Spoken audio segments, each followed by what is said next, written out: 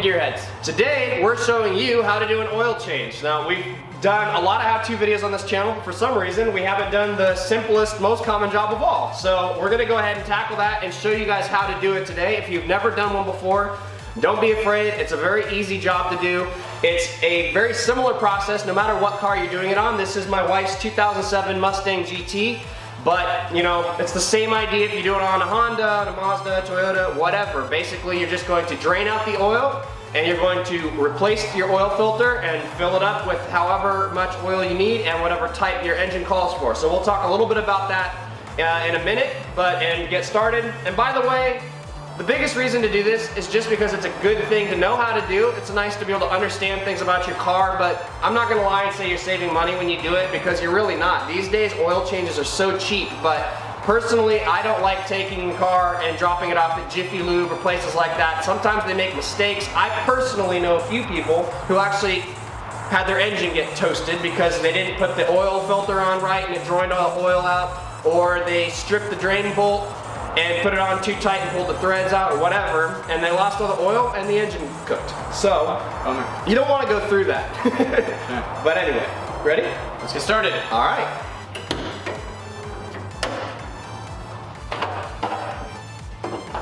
So before we perform the oil change, we're actually going to check the oil level. So pop your hood, find your dipstick and pull it out. Your oil dipstick, wipe it off, put it back in, and then check the level. And this thing's actually running a bit low on oil, so it's a good thing we're doing the oil change.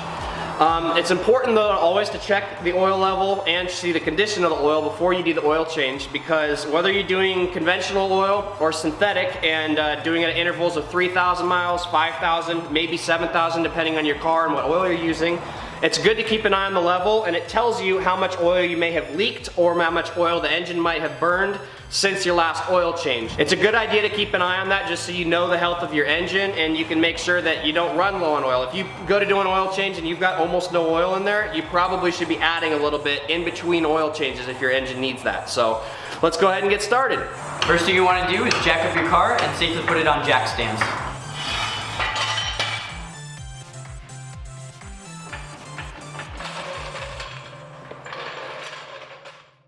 Before I drain the oil out, I'm gonna go ahead and just pull the cap off. It can help the oil drain a little bit faster.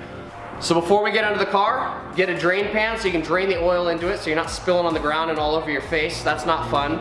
And if you've never done this before, you need to make sure that you're draining from the engine and not from the transmission or anything else down there. So let's go down. I'll kind of give you an idea of what you're looking at.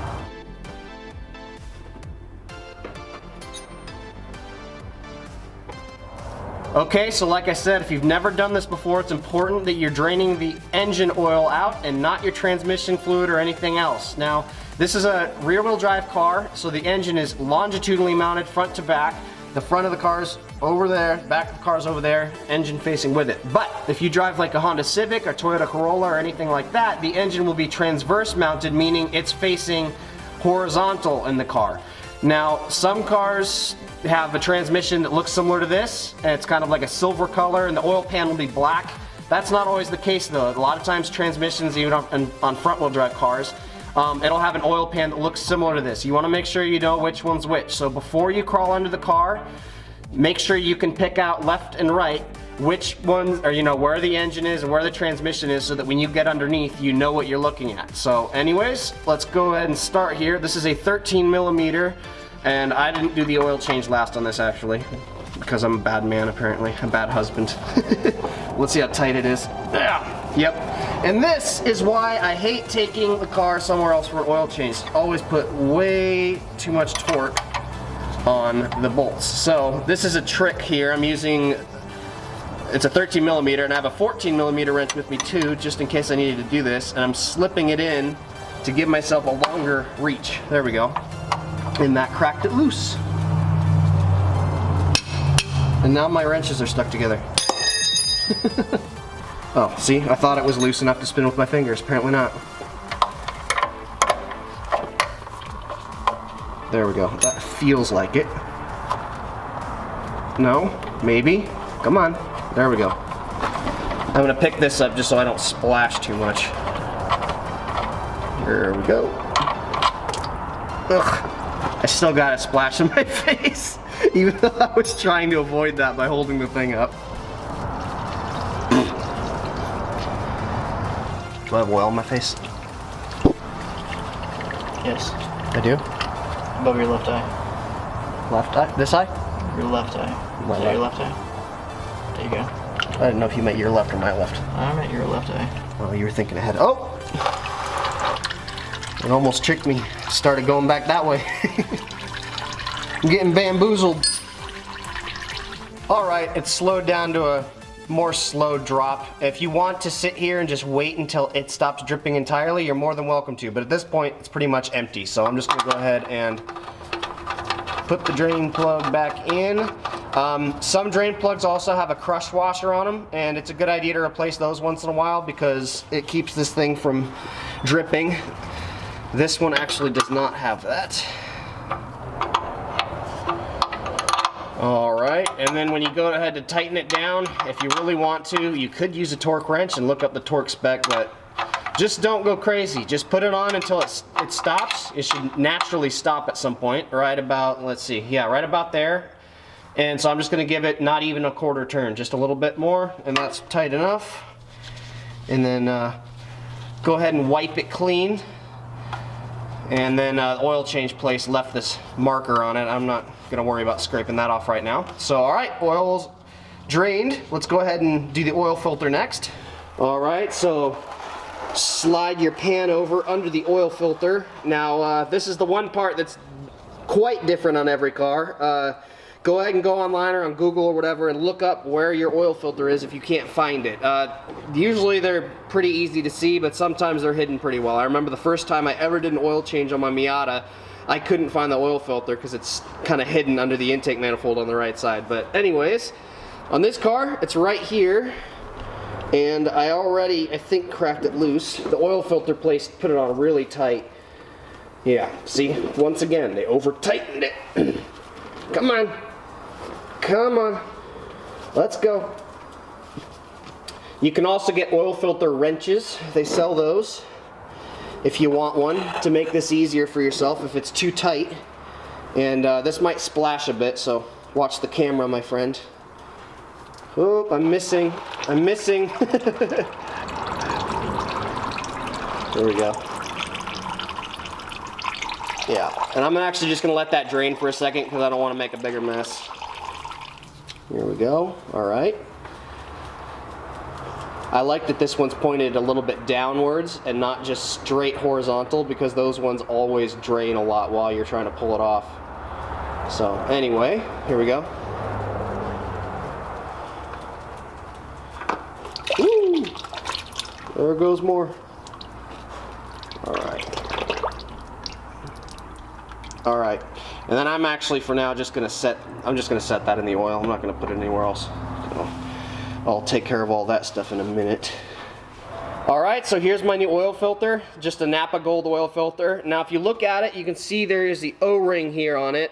And sometimes when the oil filters are on super tight like that one was, it's because nobody oiled this before they put it on. Then what happens is this O-ring sticks and it makes it very difficult to break loose and get off. So I'm just gonna dip my finger in the oil here a bit and then just go around in a circle, just put it on there. And then, here we go. What are you laughing at? And then put it on up there. But when you take your old oil filter off, that little O-ring I just showed you, make sure that comes off with the old filter. It doesn't happen often, but sometimes doing an oil change, that thing will stick on there. And then when you go to put the new one on, if you didn't check that, then you have two rings. And what will happen is you'll start your car up and you'll leak all the brand new oil you just put in the car out. You don't want that to happen. So, anyways, I just screwed it on, hand tight. Don't go too crazy, don't exert yourself much, just put it on until it's pretty snug, and I'd call that good. So at this point, you can set the car back on the ground if you want to. We're leaving it up in the air because we're going to do some other work on it after this, actually. But get a funnel so you don't make a big mess. Find your oil cap. I already took that off earlier. And fill her up. Now when you go to the parts store and you get your oil filter and you get your oil, you can ask them at the computer and they can look up on the computer exactly how much oil you'll need so that you don't buy too much or buy too little. Now, This needs 6 quarts, so I have 5 quarts in my hand here, and then I have that little 1 quart jug right there. So, here we go.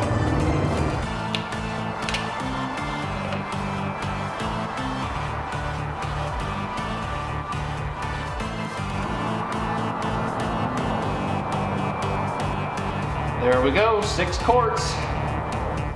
Now I'm gonna go ahead and put the cap back on and start the engine up and let it run for maybe 5 or 10 seconds. And then after that, I'll shut it off again and then check the oil level just to be sure that it's right. And the reason we're running the engine before checking the oil level is because you check it now, it's gonna read higher. It has to fill up the new oil filter you just put in there.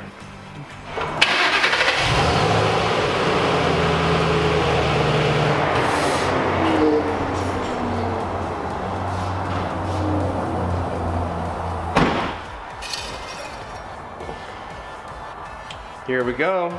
So the line actually is right here where that top hole is, and we're good. It's full. We can go ahead and call this job finished.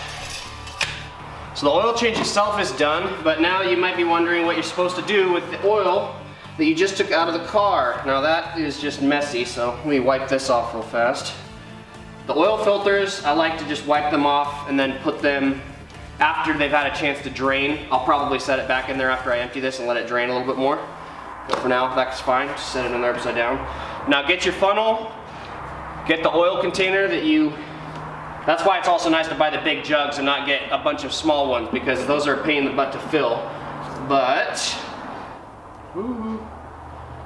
trying not to spill. It's not easy. Uh-oh, I'm missing. This pan just kind of sucks, this tip. If you get a better oil drain pan, they make it easier than this. Oh, there we go. Last thing before we shut the hood of the car, since you're doing an oil change, I mean, you also would consider it a service, right? So it's a good idea to just check all your fluids. So I have the coolant reservoir right here. I can see it's full, it's in its right operating zone.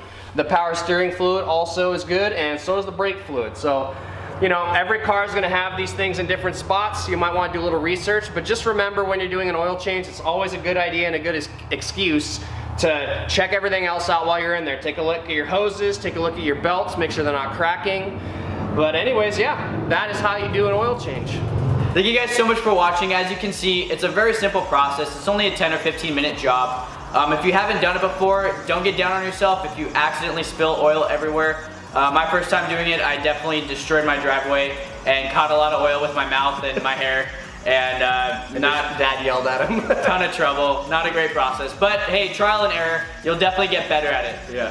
Again, you're not gonna save a ton of time doing it yourself or a ton of money going to the auto oil changes place. Yeah, but you know it's done right and not done poorly without a care in the world, like happens at Jiffy Lube all the time. And you get to learn about your car, so yes, there's no faults in that. Absolutely. But is that it? Anything else? I think that's it. So thank you again for watching. Check out our Facebook and Instagram if you want to follow and see more stuff from us.